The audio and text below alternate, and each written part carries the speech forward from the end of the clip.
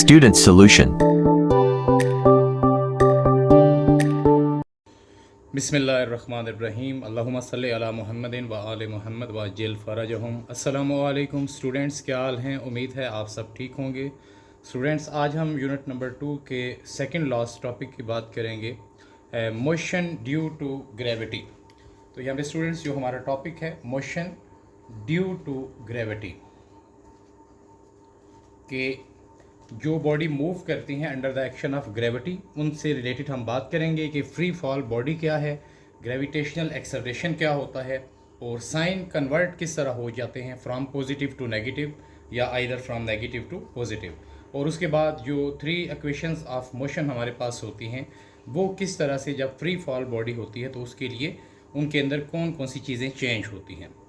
तो स्टूडेंट्स, हम स्टार्ट करते हैं सबसे पहले फ्रीली फॉलिंग बॉडी, या जिसको हम सिंपल कह सकते हैं फ्री फॉल बॉडी। अगर हमारे पास एक जैसे शॉर्ट डेफिनेशन है, क्वेश्चन है, एक शॉर्ट क्वेश्चन आपका कि डिफाइन फ्री फॉल बॉडी, तो या फ्रीली फॉलिंग बॉडीज़ क्या होती हैं। तो देखें, a body falling under the action of gravity, एक ऐसी बॉडी जो कि आज़ादाना तौर पर due to force of gravity ज़मीन की तरफ आ रही हो, that is called free fall body. जैसा स्टूडेंट्स लास्ट टाइम हमने बात की थी differentiate between mass and weight के अंदर, कि वेट क्या था, हमने बात की थी कि weight is a force acting on body due to gravity. जो बॉडी भी वेट रखती है, वज़न रखती है, वो ग्रेविटी की वजह से, यानी ज़मीन के अंदर एक फोर्स है जिससे the earth can attracts other objects towards its centre, that is called gravity. और यहाँ पे हम देते हैं फ्री फॉल बॉडी क्या है। अ body falling under the action of gravity, एक बॉडी जो ग्रेविटी की वजह से, ज़मीन के खींचने की क़ुव्वत की वजह से ज़मीन की तरफ, ज़मीन के मरकज़ की तरफ गिर रही है, that body is called free fall body. उस बॉडी को हम बोलेंगे वो फ्री फॉलिंग बॉडी है या फ्री फॉल बॉडी है। उसके बाद स्टूडेंट्स हम बात करते हैं ग्रेविटेशनल एक्सेलरेशन क्या है। तो यहाँ पे देखें, the acceleration due to gravity is called gravitational acceleration. Last time हमने बात की थी सिंपल एक्सेलरेशन की, कि the rate of change of velocity is called acceleration. जब कोई बॉडी ऐसे लाइनियर मूवमेंट में है, यानी कि ऐसे लेफ़्ट से राइट की तरफ जा रही है, राइट से लेफ़्ट की, या हम ऊपर से ऑब्जर्व कर रहे हैं बॉडी, या फॉर एग्जांपल इस पॉइंट से यहाँ पे जा रही है, यहाँ से ऐसे आ रही है, तो उसके अंदर जो हम साइन भी लेते हैं एक्सेलरेशन के लिए, वो स्मॉल ए था, that is equal to delta V by T, या V F minus V I divided by T. तो स्टूडेंट्स, अभी हम बात करते हैं ग्रेविटेशनल एक्सेलरेशन क्या है। जब कोई बॉडी फ्रीली फॉल बॉडी ज़मीन की तरफ गिर रही होगी, तो उसका एक्सेलरेशन रेट भी चेंज हो रहा होगा। उसके लिए हम एक ख़ास न्यूमेरिक भी वैल्यू भी लेंगे, 9.8 मीटर पर सेकेंड स्क्वायर, या इक्वल टू 10 मीटर पर सेकेंड स्क्वायर, यानी उसके अंदर जो एक्सेलरेशन आएगा वो क्या होगा, 10 मीटर पर second square. The acceleration due to gravity is called gravitational acceleration. जब किसी बॉडी के अंदर उसकी वेलोसिटी चेंज होती है ड्यू टू ग्रेविटी, ग्रेविटी की वजह से, that is called gravitational acceleration. The acceleration due to gravity, यानी बॉडी के अंदर जो एक्सेलरेशन है, rate of change of velocity है, बट ड्यू टू ग्रेविटी, ये कंडीशन है कि ग्रेविटी की वजह से हो वो, तो that acceleration is called gravitational acceleration. It is denoted by small G, इसको स्टूडेंट्स हम स्मॉल जी से शो करते हैं, और इट्स वैल्यू इज़ 9.8 या 10 मीटर पर सेकेंड स्क्वायर। अब हम बात करते हैं स्टूडेंट साइन कन्वेंशंस फॉर जी, के जो वैल्यू ऑफ जी है ग्रेविटेशनल एक्सेलरेशन की, ये हम बाज़ आप देखा है कि हम न्यूमेरिकल प्रॉब्लम सॉल्व कर रहे होते हैं, तो हम एक देखते हैं कि बॉडी जो हम नीचे से, ज़मीन से ऊपर की तरफ फेंक रहे हैं, नीचे से ऊपर की तरफ, तो वहाँ पे जो हम जी की न्यूमेरिक वैल्यू पुट करते हैं वो 9.8 या 10 मीटर माइनस में लेते हैं। इसकी वजह ये होती है स्टूडेंट्स कि जब कोई बॉडी आप नीचे से ऊपर की तरफ फेंकते हैं, तो वो बॉडी जो होती है, वो object move against the gravity, वो ग्रेविटी के अगेंस्ट जा रहा होता है, क्योंकि ग्रेविटी का क्या फंक्शन है कि ये चीज़ों को नीचे की तरफ, towards the centre of the earth, ज़मीन की तरफ खींचेगी। लेकिन जब कोई body opposite to the gravity, against the gravity upward move करेगी, तो हम उसमें g की जो वैल्यू होगी वो इस तरह से पॉजिटिव नहीं लेंगे, वो फिर हम ऐसे नेगेटिव लेंगे। तो यहाँ पे हम बात करते हैं साइन कन्वर्ट कर होते हैं g के लिए। देखें बिल्कुल सिंपल सी बात है, अगर कोई बॉडी स्टूडेंट्स ऊपर से नीचे की तरफ आ रही है, हमने एक बॉडी को यहाँ से छोड़ा है, वो ड्यू टू ग्रेविटी वो ज़मीन की तरफ आ रही है, under the action of gravity freely fall कर रही है, वो अगर ऊपर से नीचे की तरफ आ रही है बॉडी, तो हम जो g की वैल्यू लेंगे 9.8 या 10 वो हम प्लस में लेंगे।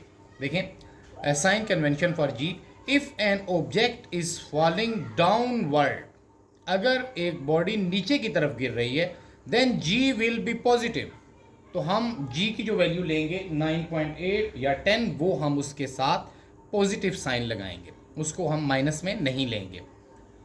उसके बाद यहाँ पे हम देखें कि if an object move against gravity, लेकिन अगर कोई बॉडी नीचे से ऊपर की तरफ जा रही है, जैसे फॉर एग्जांपल आपने बहुत सारे न्यूमेरिकल प्रॉब्लम्स इससे रिलेटेड करने हैं आगे, या पीछे एग्जांपल्स में भी आपने किए होंगे कि हमें बताया जाता है कि एक बॉडी को हम नीचे से ऊपर की तरफ एक बॉल को थ्रो कर रहे हैं, तो उसका जैसे डिस्टेंस निकालें या उसका टाइम पीरियड निकालें, तो या वेलोसिटी वगैरह, तो स्टूडेंट्स उसके अंदर हम जो g का साइन आता है जब हम इक्वेशन लेते हैं, जैसे फर्स्ट इक्वेशन हम उसके अंदर लेंगे या सेकंड लेंगे या थर्ड लेंगे, जहाँ पे भी हमारे पास g की वैल्यू आएगी वो हम माइनस में लेंगे, क्योंकि बॉडी अगेंस्ट द ग्रेविटी ऊपर की तरफ जा रही है। अगर कोई बॉडी डाउनवर्ड नीचे की तरफ आएगी तो g की वैल्यू पॉजिटिव हम लेंगे। और if an object move against gravity, लेकिन अगर कोई बॉडी ऊपर की तरफ जा रही है अगेंस्ट द ग्रेविटी, तो then g will be negative. उसके बाद स्टूडेंट्स हम बात करते हैं, बहुत इंपॉर्टेंट हमारे पास है कि 3 equations of motion for freely fall body. आपने इसको पहले भी स्टडी किया होगा, जो हमारे पास फर्स्ट, सेकंड और थर्ड इक्वेशन ऑफ मोशन है। अगर हम फ्री फॉल बॉडी से हट के बात करें इनकी, क्योंकि अभी हम बात करेंगे इनका जो मोशन होगा, 3 इक्वेशन ऑफ मोशन जो है वो फ्रीली फॉल बॉडी के लिए हम लेंगे। लेकिन अगर हम फ्रीली फॉल बॉडी से हट के बात करें तो ये जो जैसे आपको नज़र आ रहा है, जो ब्लैक में ये लिखा हुआ है, तो ये है विदाउट फ्रीली फॉल बॉडी है। ये देखें Vf is equal to VI plus AT। यदि अगर हम फाइनल वेलोसिटी निकालना चाहते हैं किसी बॉडी की, तो हम इनिशियल वेलोसिटी को सम अप कर देंगे product of acceleration and time के साथ। It is called first equation of motion. और लेकिन स्टूडेंट्स देखें, जब हम बात करेंगे 3 all equation of motion for free fall body की, तो ये 2 पॉइंट आपने याद रखने हैं। एक्सेलरेशन, क्योंकि जब बॉडी ऊपर जा रही होगी या ऊपर से नीचे आ रही होगी, तो फिर वो एक्सेलरेशन नहीं हम लेंगे, ग्रेविटेशनल एक्सेलरेशन लेंगे। फिर एक्सेलरेशन हम ग्रेविटेशनल, जैसे हमने बात किया, the acceleration due to gravity is called gravitational acceleration, और उसमें हम ए की जगह पे जी पुट कर देंगे। और क्योंकि जो हम डिस्टेंस ले रहे हैं स्टूडेंट्स, जैसे लाइक यहाँ पे आपको नज़र आ रहा है एस, ठीक है, या यहाँ पे नज़र आ रहा है, वो भी डिस्टेंस हम नीचे से ऊपर या ऊपर से नीचे की तरफ लेंगे, तो वो डिस्टेंस हाइट बन जाएगी।